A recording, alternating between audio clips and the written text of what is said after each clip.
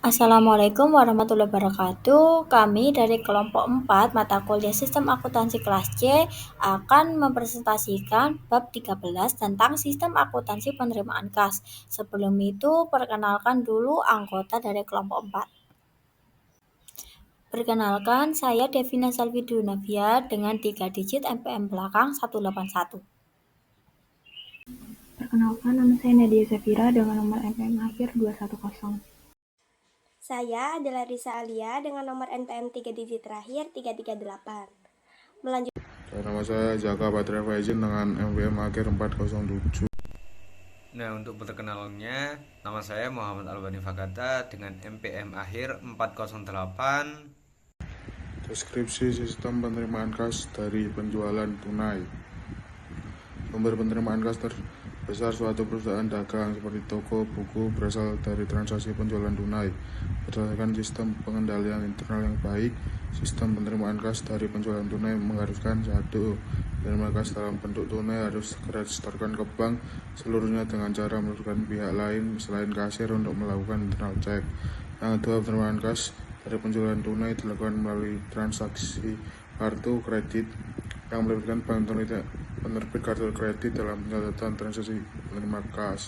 Sistem penerima kas dari penjual tunai dibagi menjadi 3 prosedur berikut ini. 1. Prosedur penerimaan kas dari over the counter sale. Penjual tunai ini pembeli datang ke perusahaan melakukan pemilihan barang atau produk yang akan dibeli, melakukan pembayaran ke kasir dan kemudian menerima barang yang dibeli. Yang kedua, prosedur penerimaan kas dari cash on delivery KLS atau COD sales.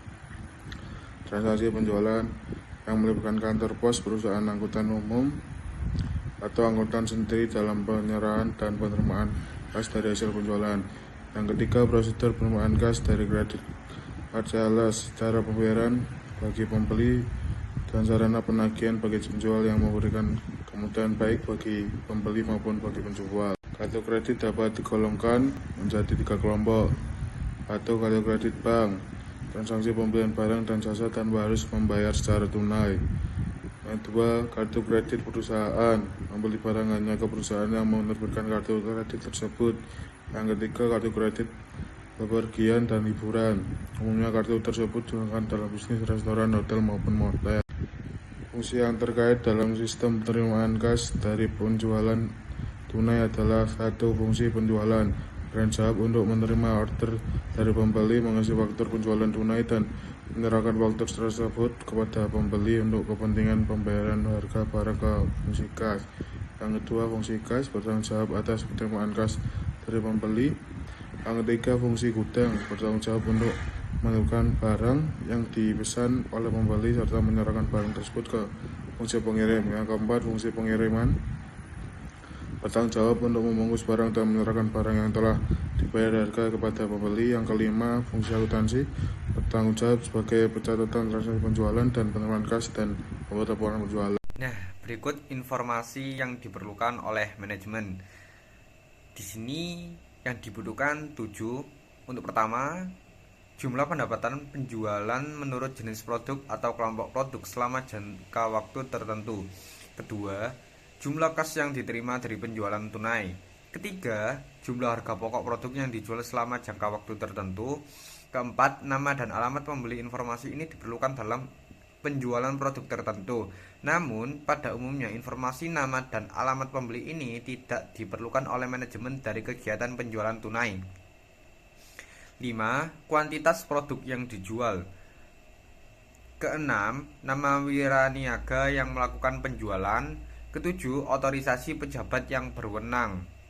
Nah, berikutnya dokumen yang digunakan dalam sistem penerimaan kas dari penjualan tunai adalah dibagi menjadi 7. Yang pertama, faktor penjualan tunai.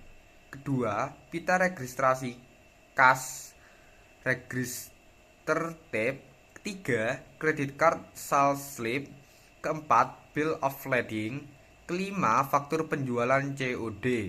Keenam, bukti store bank. Dan yang terakhir, rekapitulasi beban pokok penjualan. Catatan akuntansi yang digunakan dalam sistem penerimaan kas dari penjualan tunai adalah antara lain jurnal penjualan, yang dimana untuk mencatat dan meringkas data penjualan. Kedua, jurnal penerimaan kas, yang dimana untuk mencatat penerimaan kas dari berbagai sumber, diantaranya dari penjualan tunai. Ketiga, jurnal umum untuk mencatat harga pokok yang dijual. Keempat, kartu persediaan, yang dimana untuk mencatat berkurangnya harga pokok produk yang dijual. Dan yang terakhir, kartu gudang, yang dimana untuk mencatat mutasi dan persediaan barang yang disimpan dalam gudang. Nah, berikut jaringan prosedur yang membentuk sistem penerimaan kas dari penjualan tunai adalah sebagai berikut. Antara lain ada prosedur order berjualan, prosedur penerimaan kas, prosedur penyerahan barang, prosedur pencatatan penjualan tunai, prosedur penyetoran kas ke bank, prosedur pencatatan penerimaan kas, dan yang terakhir prosedur pencatatan beban pokok penjualan.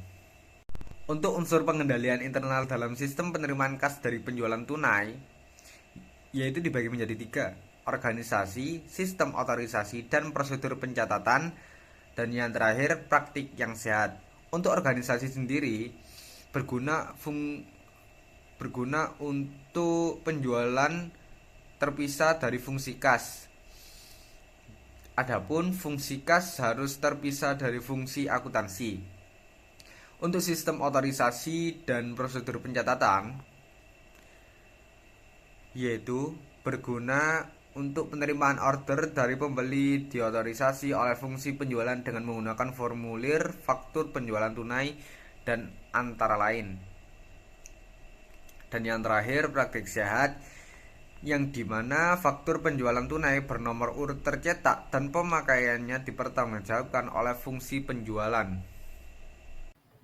Nah, kemudian ada bagan alir dokumen sistem penerimaan kas dari over the counter sale. Nah, dari gambar 3.12 yang telah tercantum ini, bagian jurnal melakukan pencatatan transaksi over the counter sale sebanyak 2 kali, yakni yang pertama berdasarkan faktur penjualan tunai yang dilampiri dengan pita register kas.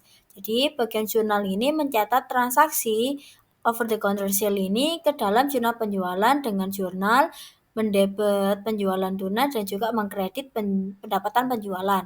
Kemudian yang kedua, berdasarkan bukti setor bank yang diterima dari bagian kasa, bagian jurnal ini mencatat penerimaan kas dari over the counter sale ke dalam jurnal penerimaan kas dengan jurnal mendebet kas dan juga mengkredit penjualan tunai. Kemudian untuk penggunaan akun proforma penjualan tunai digunakan karena over the counter sale ini tadi dicatat di dalam 2 jurnal khusus, yakni jurnal penjualan dan juga jurnal penerimaan kas. Jadi penggunaan akun proforma ini untuk menghindari pencatatan ganda atau double accounting. Nah, kemudian pencatatan harga pokok barang yang dijual dilakukan oleh bagian jurnal berdasarkan bukti memorial sebagai dokumen sumber. Bukti memorial ini dibuat oleh bagian kartu persediaan berdasarkan rekap beban pokok penjualan yang sudah disusun atas dasar data yang direkam dalam kartu persediaan. Bukti memorial ini dicatat oleh bagian jurnal ke dalam jurnal umum dengan jurnal mendebet beban pokok penjualan dan juga mengkredit persediaan produk jadi. Kemudian ada bagan alir dokumen sistem penerimaan kas dari COD atau cash on delivery. Nah, jadi prosesnya yang pertama, bagian order penjualan membuat faktur dan mencatat nomor bill of lading serta tanda tangan dari pelanggan. Kemudian bagian pengiriman membuat bill of lading rangkap 4, yakni lembar pertama untuk pelanggan, lembar kedua untuk arsip perusahaan angkutan, dan yang ketiga dikirim ke bagian order sebagai bukti pengiriman, dan keempat nanti disimpan oleh bagian pengiriman. Kemudian pelanggan membayar dengan cek saat barang diterima. Perusahaan angkutan kemudian menyerahkan cek dan juga faktur ke bagian kasa. Jika cek tidak dikembalikan oleh bank, maka bagian kasa akan membuat kwitansi untuk pelanggan. Jadi pencatatannya ada 2, yakni yang pertama saat faktur diterima dari bagian pengiriman, yakni dicatat sebagai piutang penjualan COD di debit, kemudian kreditnya pendapatan penjualan Kemudian yang kedua saat cek disetor ke bank, yakni debitnya kas dan juga kreditnya adalah piutang penjualan COD. Kemudian ada bagan alir dokumen sistem penerimaan kas dari penjualan melalui kartu kredit. Seperti yang telah ditampilkan di gambar 3.14. Nah, jadi sebelum bagian kasa mengisi kredit card sales slip, jadi harus diteliti terlebih dahulu bonaviditas pemegang kartu kredit ini tadi melalui daftar hitam yang diterbitkan oleh bank penerbit kartu kredit ataupun otorisasi online langsung dari bank tersebut. Jadi credit card sales slip ini tadi disetorkan ke bank dan rekening giro perusahaan yang akan dikredit oleh bank sebesar nominal credit card sales slip dikurangi dengan credit card fee. Melanjutkan dari rekan saya sebelumnya, di slide ini saya akan membahas tentang sistem penerimaan kas dari piutang. Kenapa ini penting? Karena penerimaan kas dari piutang itu seperti napas bagi perusahaan. Tanpa kas yang masuk, perusahaan bisa terengah-engah. Penerimaan kas dari piutang merupakan salah satu aspek penting dalam pengelolaan keuangan perusahaan. Oke, mari kita mulai dengan apa sih sebenarnya penerimaan kas dari piutang itu? Jadi, sistem penerimaan kas dari piutang adalah serangkaian prosedur yang digunakan untuk mencatat penerimaan kas dari pelanggan atas penjualan secara kredit. Sistem ini mencakup kegiatan pengendalian, otorisasi, pencatatan, pelaporan, agar kas yang diterima tercatat dengan benar dan dapat dipertanggungjawabkan. Next, fungsi yang terkait dalam sistem penerimaan kas dari piutang. Ada 5 fungsi, yaitu 1. Fungsi sekretariat, yaitu bertanggung jawab dalam penerimaan cek dan surat pemberitahuan. 2. Fungsi penagihan, yang bertanggung jawab untuk melakukan penagihan kepada para debitur. Yang ketiga ada fungsi kas, yaitu bertanggung jawab atas penerimaan cek dari fungsi sekretariat. Yang keempat ada fungsi akuntansi, yaitu bertanggung jawab dalam pencatatan penerimaan kas dari piutang ke dalam jurnal penerimaan kas. Yang kelima ada fungsi pemeriksa intern, yaitu bertanggung jawab dalam melakukan rekonsiliasi bank untuk mengecek ketelitian catatan kas yang diselenggarakan oleh fungsi akuntansi. Next, adapun dokumen-dokumen yang digunakan dalam sistem penerimaan kas dari piutang. Yang pertama ada surat pemberitahuan, yaitu memberitahukan pembayaran yang telah dilakukannya. Yang kedua ada daftar surat pemberitahuan, yaitu rekapitulasi penerimaan kas yang dibuat oleh fungsi sekretariatan dan fungsi penagihan. Lalu yang ketiga ada bukti setor bank, yaitu bukti penyetoran kas yang diterima dari piutang ke bank. Yang keempat ada kwitansi, yaitu bukti penerimaan kas yang dibuat oleh perusahaan bagi para debitur yang melakukan pembayaran utang mereka. Next, adapun unsur pengendalian internal dalam sistem penerimaan kas dari piutang, yaitu ada 3. Yang pertama dalam organisasi, yaitu ada fungsi akuntansi yang harus terpisah dari fungsi penagihan dan fungsi penerimaan kas. Yang kedua yaitu fungsi penerimaan kas atau terpisah dari fungsi akuntansi. Yang kedua ada pengendalian untuk sistem otorisasi dan prosedur pencatatannya, yaitu debitur diminta untuk melakukan pembayaran dalam bentuk cek atas nama atau dengan cara pemindah bukuan atau giro biliet. Terus selanjutnya ada fungsi penagihan, yaitu melakukan penagihan hanya atas dasar daftar piutang yang harus ditagih dan dibuat oleh fungsi akuntansi. Yang kelima ada pengkreditan akun pembantu piutang oleh fungsi akuntansi atau bagian piutang yang harus didasarkan atas surat pemberitahuan yang berasal dari debitur. Adapun implementasi atau praktik sehat, yaitu dengan cara 1. Hasil penghitungan kas atau Adapun implementasi atau praktik yang sehat, yaitu dengan cara 1. Hasil perhitungan kas harus direkam dalam berita acara perhitungan kas yang disetor penuh ke bank dengan segera. Yang kedua, ada para penagih dan kasir harus diasuransikan. Yang ketiga, ada kas dalam perjalanan, baik yang ada di tangan bagian kas maupun di bagian penagih perusahaan, harus diasuransikan. Sekian penjelasan dari saya, selanjutnya akan dilanjutkan oleh rekan saya. Perkenalkan, saya Nadia Zafira dengan nomor MPM akhir 210. Dan di sini saya akan menjelaskan tentang bagan alir dokumen sistem penerimaan kas dari piutang. Yang pertama ada bagian alur sistem penerimaan kas dari piutang melalui penagihan perusahaan. Nah, menurut sistem pengendalian internal yang baik, semua penerimaan kas dari debitur harus dalam bentuk cek atas nama atau giro biliet. Nah, penerimaan kas dari debitur dalam bentuk uang tunai memberikan peluang bagi penagih perusahaan melakukan penyelewengan kas hasil penagihan. Penerimaan kas dari debitur dalam bentuk cek tunai juga memberikan peluang bagi karyawan perusahaan untuk menguangkan cek yang diterima dari debitur untuk kepentingan pribadinya. Nah, untuk prosedur penerimaan kas dari piutang melalui penagih perusahaan ini ada di gambar sebelah kiri. Pertama, pada bagian utang akan memberikan daftar piutang yang sudah saatnya ditagih kepada bagian penagihan. Selanjutnya pada bagian penagihan, mengirimkan penagih yang merupakan karyawan perusahaan untuk melakukan penagihan kepada debitur. Bagian penagihan menerima cek atas nama dan surat pemberitahuan atau remittance advice dari debitur. Selanjutnya pada bagian penagihan menyerahkan cek kepada bagian kasa. Bagian penagihan menyerahkan surat pemberitahuan kepada bagian piutang untuk kepentingan posting ke dalam kartu piutang. Selanjutnya, bagian kasa mengirim kwitansi sebagai tanda penerimaan kas kepada debitur. Nah, bagian kasa menyetorkan cek ke bank setelah cek atas cek tersebut dilakukan endorsement oleh pejabat yang berwenang.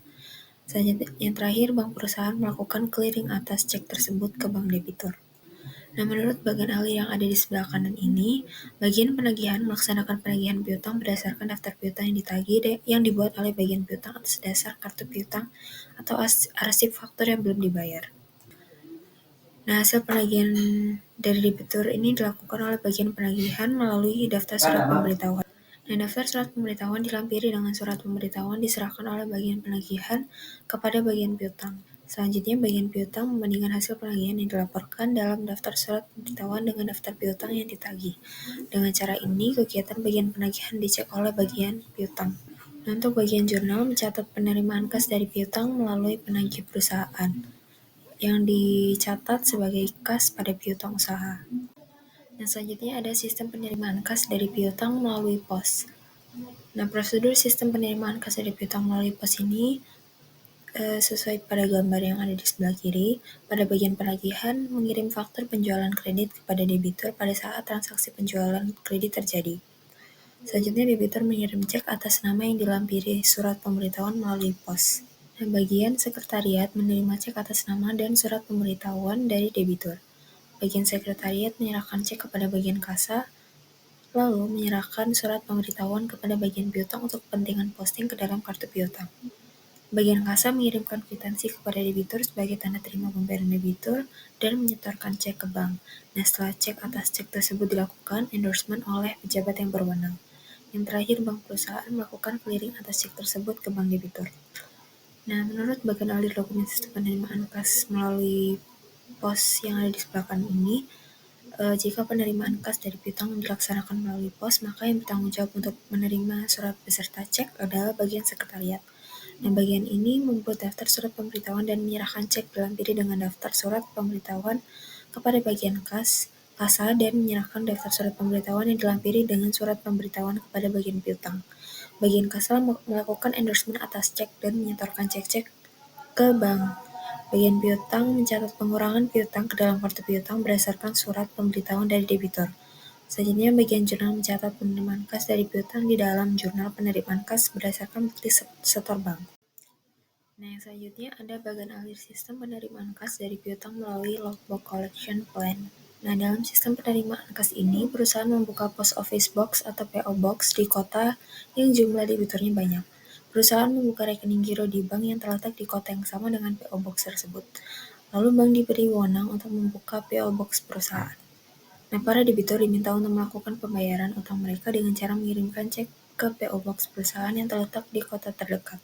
Setiap hari, bank membuka PO Box perusahaan dan membuat daftar surat pemberitahuan dan mengurus cek clearing check yang diterima dalam PO Box tersebut. Nah, daftar surat pemberitahuan dan surat pemberitahuan dikirim ke bagian sekretariat perusahaan. Nah, logbox collection plan ini dapat mengatasi beberapa permasalahan yang dihadapi oleh perusahaan jika debiturnya tersebar luas di berbagai wilayah geografis. Contohnya seperti jika debitur harus mengirimkan cek langsung ke perusahaan dan diperlukan waktu perjalanan cek beberapa hari melalui pos. Yang kedua, ada cek clearing harus dilakukan antar bank yang jauh secara geografis sehingga memerlukan waktu 1-2 minggu. Nah, permasalahan tersebut ini dapat diatasi dengan Lockbox Collection Plan ini. Nah, untuk prosedur penerimaan kas dari piutang melalui Lockbox Collection Plan ini, yang pertama ada pada bagian penagihan akan mengirimkan faktur penjualan kredit kepada debitur pada saat transaksi penjualan kredit terjadi. Selanjutnya, debitur melakukan pembayaran utangnya pada saat faktur jatuh tempo dengan mengirimkan cek dan surat pemberitahuan ke PO Box di kota yang terdekat. Nah, bank membuka PO Box dan mengumpulkan cek dan surat pemberitahuan yang diterima oleh perusahaan. Lalu bank membuat daftar surat pemberitahuan. Dokumen ini akan dilampiri dengan surat pemberitahuan yang dikirimkan oleh bank ke bagian sekretariat. Selanjutnya, bank mengurus cek clearing. Selanjutnya, pada bagian sekretariat menyerahkan surat pemberitahuan kepada bagian piutang untuk mengkredit akun pembantu piutang debitur yang bersangkutan. Setelah itu, bagian sekretariat menyerahkan daftar surat pemberitahuan ke bagian kasa. Nah, bagian kasa menyerahkan daftar surat pemberitahuan ke bagian jurnal untuk dicatat dalam jurnal penerimaan kas. Nah, dalam gambar bagan alir yang ada di sebelah kiri ini, terlihat pengumpulan penagihan piutang dari pelanggan dilakukan oleh perusahaan dengan menyediakan PO Box di lokasi terdekat dengan tempat tinggal atau tempat usaha pelanggan. Nah, setiap hari bank akan ditunjuk oleh perusahaan diberi wewenang untuk membuka PO Box dan membuka surat-surat dari pelanggan yang berisi cek dan surat pemberitahuan. Nah, cek yang diterima ini kemudian diproses clearingnya dan atas atau dasar hasil clearing tersebut, bank menerbitkan nota kredit. Selanjutnya, bank membuat daftar surat pemberitahuan 2 lembar dan mengirimkan daftar surat pemberitahuan dan surat pemberitahuan serta nota kredit ke bagian sekretariat perusahaan. Bagian sekretariat akan mendistribusikan daftar surat pembelian dan surat pemberitahuan ke bagian piutang untuk pencatatan berkurangnya piutang kepada debitur yang bersangkutan. Nah, daftar surat pemberitahuan dan nota kredit ke bagian jurnal untuk pencatatan penerimaan kas di dalam jurnal penerimaan kas.